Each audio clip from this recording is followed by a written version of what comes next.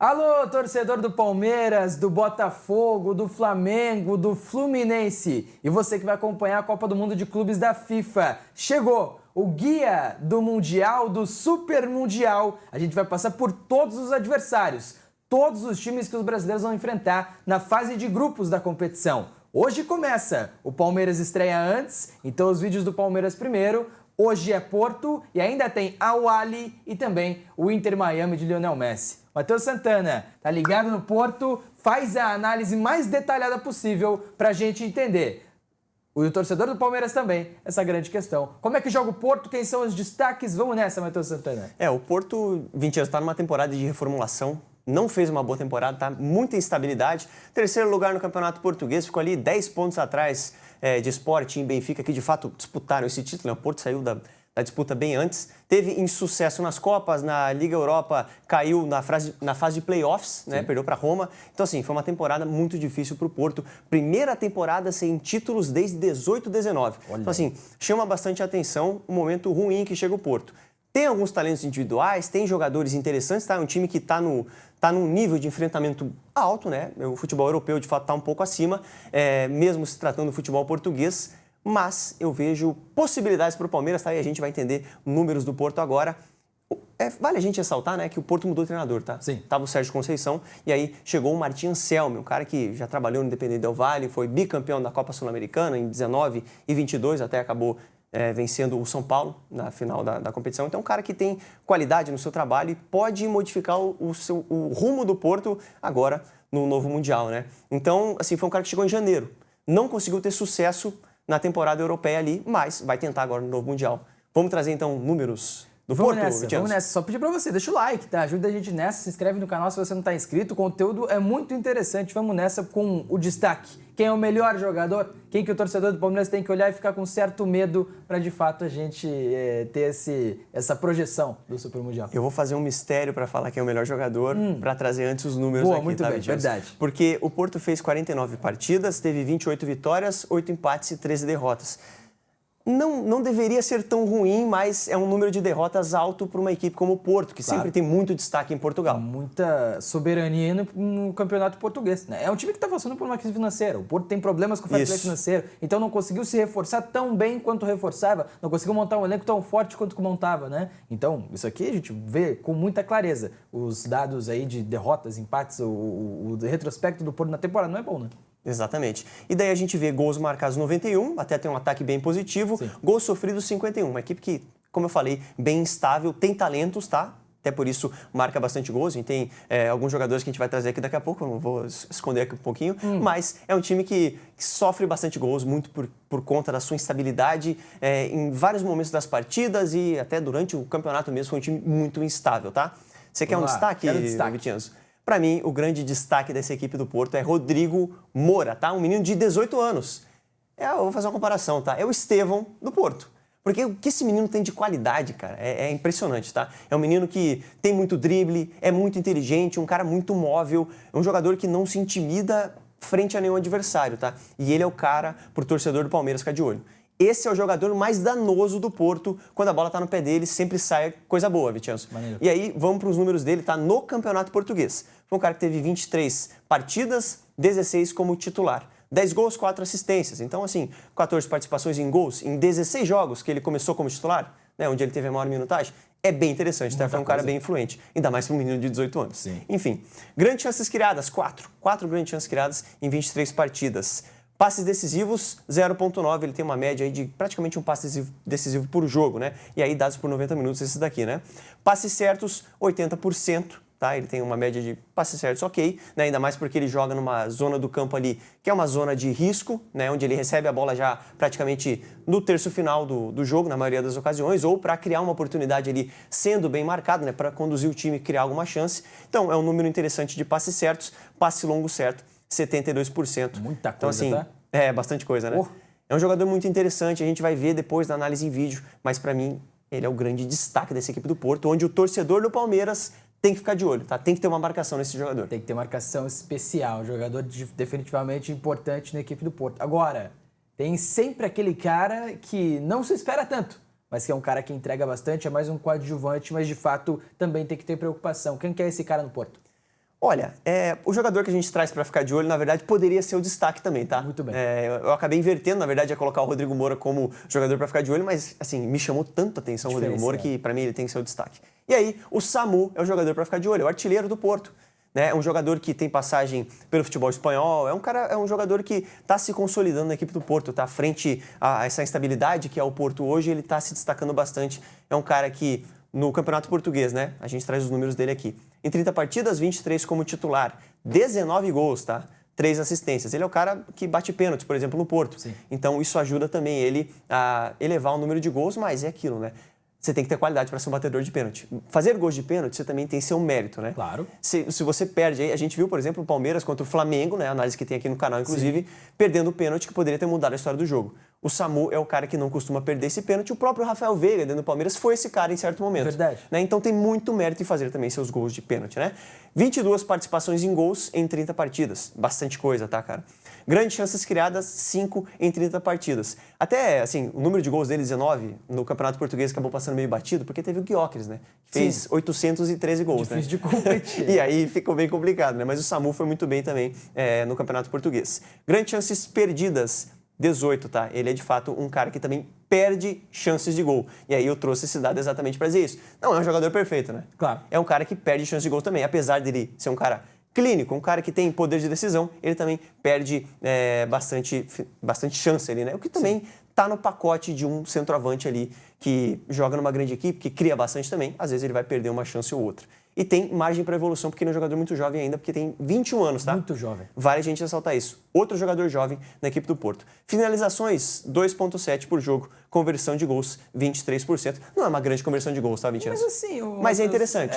Se você for pensar, e a gente vai ter análise do PSG, vai ter análise do Atlético de Madrid também, para dar 2 exemplos, né? O Dembélé, que é o cara que é o mais terminal do PSG, é um cara que tem 23% também. O Julián Álvares, que é o centroavante, é um baita centroavante no Atlético de Madrid, tem um número muito parecido, tá? Acho que chama mais atenção as grandes chances perdidas. E aí, de fato, ele poderia ter ampliado o seu número de gols. E aí, logicamente, você ter lá o mesmo número de gols em grandes chances perdidas é ruim, sim, é complicado. Agora, quando você olha só a conversão, não é algo que preocupa tanto assim. E a gente fala de um Porto em questão financeira mal nessa última temporada, fair play financeiro.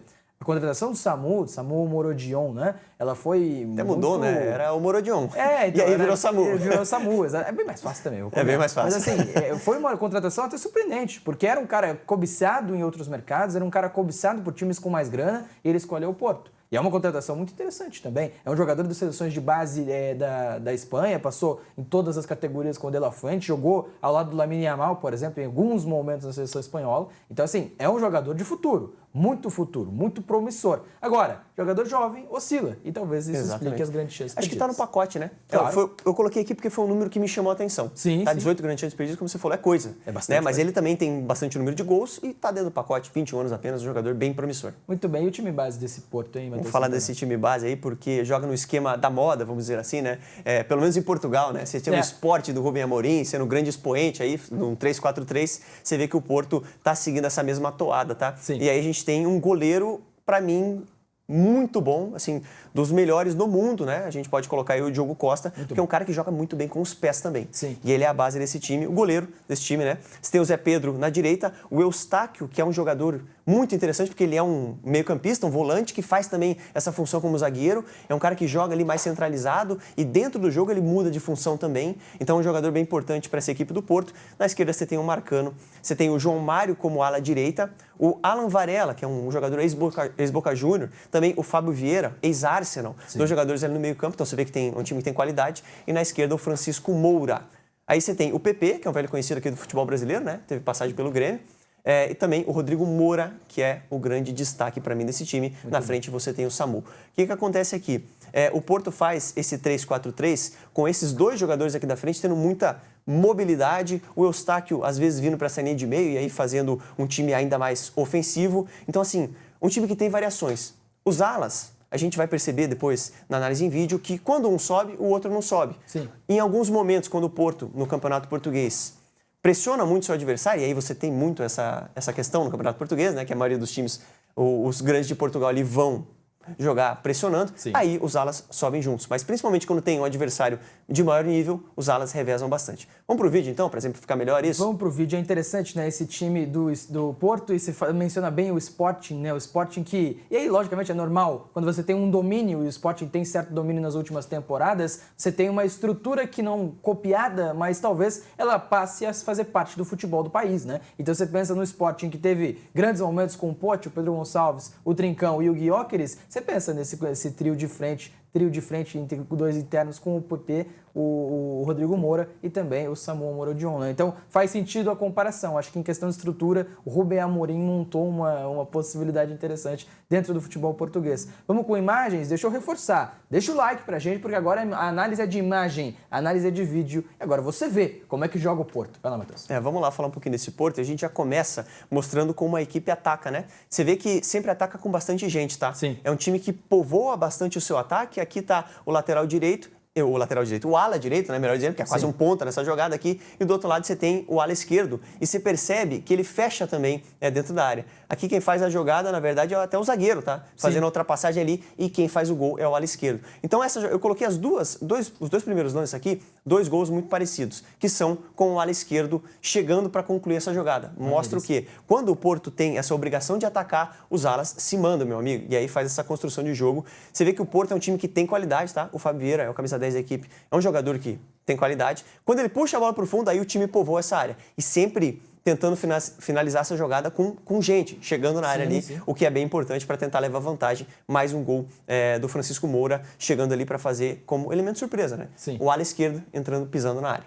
E aí a gente vê aqui, começa a ver como esse time depende um pouco do Rodrigo Moura, né? Tem os dois Moura, né? O Francisco Moura, que é o lateral, que é o ala esquerdo, e o Rodrigo Moura, que é o jovem de 18 anos que a gente destaca aqui nesse vídeo. Olha a qualidade desse menino, cara. Que golaço. Assim, é uma jogada completamente individual. Um jogo contra o Boa Vista, que o Boa Vista estava defendendo totalmente no seu campo, na sua grande área, né? E não tinha espaço. E ele vai, acha 2 dribles ali, mete uma bola na gaveta. Então, assim, a gente vai ver esse menino atuando agora de novo aqui, fazendo mais um gol e fazendo principalmente, o que acontece? Pode pausar aqui pra gente, por favor. Quando o ala esquerdo recebe essa bola, os dois internos, como a gente gosta de chamar, né, os meias ali, né, o PP e o Rodrigo Moura, como a gente trouxe nesse time base, eles costumam atacar esse meio espaço. E é aqui onde o Palmeiras tem que tomar cuidado. Porque o próprio Palmeiras, jogadores do Palmeiras, o Estevão, Facundo Torres, também fazem isso. Sim. Né? E a gente tem aqui nesse time do Porto, esses 2 jogadores, principalmente o Rodrigo Moura, atacando com muita qualidade. E aí ataca esse espaço e já fica em condição. Pode soltar pra gente o vídeo, porque a gente vai ver o Francisco Moura acionando o Rodrigo. E aí a gente vai ver mais um golaço dele, tá? Olha quanta gente tem, cara. Que golaço. E ele vai driblando e vai passando por cima. Por isso que eu fiz a comparação com o Estevão até, né? Sim. Porque é um jogador de muito recurso. Então, muito a gente tem nele, também, né? Exatamente, um poder de decisão muito grande. Pode tocar pra gente, por favor, Will? Pra gente ver aqui mais uma jogada de como esse Porto tenta ser também um time objetivo, tá?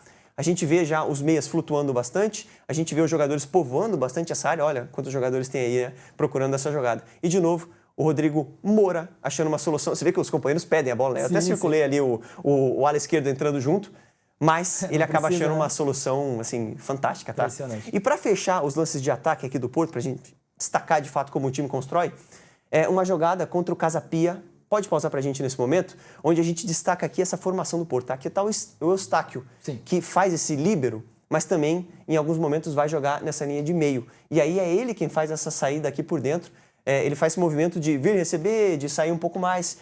E quando a bola tá no pé do Diogo Costa, cara, ele acha passes fantásticos, né? Então você tem aqui a estrutura, 3 jogadores, mais os 4 aqui no meio campo, 3-4-3, e ele quebra a linha. Que bola. Ele quebra a linha. E daí quando a bola chega no Fábio Vieira, você percebe que o Francisco acaba subindo, né? O Francisco Moura acaba subindo. E quando ele vê que essa bola entra no Fábio Vieira, ele já sobe. O outro lateral direito, o João Mário, fica. E aí a gente vê esse balanço. Como aqui foi um jogo um pouco mais apertado, não teve tanta superioridade, eles fazem esse balanço dos alas. E aí, de novo, o Rodrigo Moura tem muita dificuldade para finalizar mais uma jogada, né? Pois é. Aqui para finalizar, então, para a gente falar um pouquinho dessa pressão alta do Porto, que é um time que gosta de pressionar alto.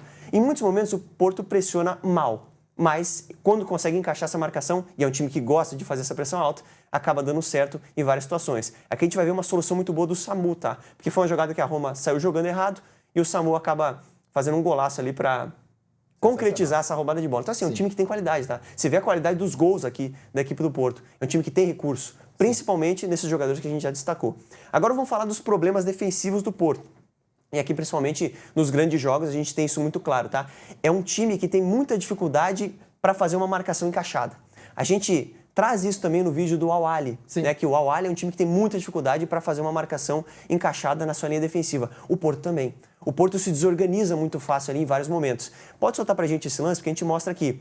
Os 3 zagueiros, eu destaquei, procuro destacar mais aqui, os 3 zagueiros do Porto nas jogadas. Você vê como eles, em algum momento eles estão juntos, outro momento eles quebram essa linha. E os jogadores do Benfica estão ali praticamente sendo marcados de longe, sabe? E essa marcação não funciona. É o que acontece nessa partida, né? Não à toa o Benfica venceu por 4-1 a equipe do Porto, né? Porque acabou achando muito fácil esses espaços. E aí até no momento em que você tem o Pavlidis ali, né? No meio dos 2 defensores, acaba ficando muito fácil para ele. É uma bola que entra muito fácil. Aqui para finalizar, Vitinhas, um gol da Roma, onde você vê que tem muita gente da equipe do Porto ali povoando o setor, mas a marcação é no olho, a marcação é distante. E aí o Palmeiras pode aproveitar esse tipo de situação também. Você vê os jogadores do Porto livres, né? Apesar de ter bastante gente do Porto, ninguém está marcando, fazendo essa marcação, pressão. E aí acaba saindo o gol do Dybala, inclusive, nessa jogada, né? Então, assim, a equipe do Porto é uma equipe que tem qualidade, tem talento, mostra, quando essa bola chega, principalmente nos pés dos jogadores que a gente destacou, muito poder de decisão. Mas é um time que deixa muitos espaços, tem uma defesa frágil, principalmente na bola parada também. É uma equipe que pode deixar o Palmeiras se aproveitar disso, né? Porque o Palmeiras é muito bom na bola parada, o Porto tem muita dificuldade na bola parada, é uma equipe que defende, né, com certa dificuldade. E quando essa marcação-pressão não encaixa, aí o Porto tem muitos problemas, Vitinhas. Então, assim, tem muita brecha, tá? Muita brecha, muitas chaves para o Palmeiras aproveitar essa partida de estreia do Super Mundial da Copa do Mundo de Clubes contra o Porto. A gente vai continuar essa cobertura ainda hoje. Vídeo sobre o Al-Ahly, também sobre o Inter Miami. Nos dias seguintes a gente tenta colocar... A gente tenta não, a gente já gravou, já tá tudo certo. A gente vai também postar os vídeos sobre os outros grupos dos times brasileiros. Então, Botafogo vai ter a análise do PSG, do Atlético de Madrid, do Seattle Sounders. O Fluminense vai ter seu grupo todo analisado também. Mesma coisa com o Flamengo, tá? Então você não vai perder nada sobre os adversários dos times brasileiros no Super Mundial, na Copa do Mundo de Clubes da FIFA. Esse conteúdo, esse maravilhoso conteúdo, só é possível pela parceria que a gente tem com a Prometrics, o Centro de Inteligência do Futebol. Eles nos cedem as ferramentas de análise estatística e também de vídeo para a gente conseguir fazer esses vídeos, essas produções com a maior profundidade possível, beleza? De novo, tá? Deixa o like, ajuda a gente nessa, por favor. Se inscreve no canal se você não está inscrito. Mais de 95% das pessoas que assistem os nossos vídeos não estão inscritas. Então é fácil, é só clicar no se inscrever. Tem gente que acha que está inscrito e não tá. Dá uma descida no seu feed e pesquisa aí, vê se você realmente está inscrito no canal. Ajuda e ajuda demais, beleza? Abraço, até a próxima, tamo junto!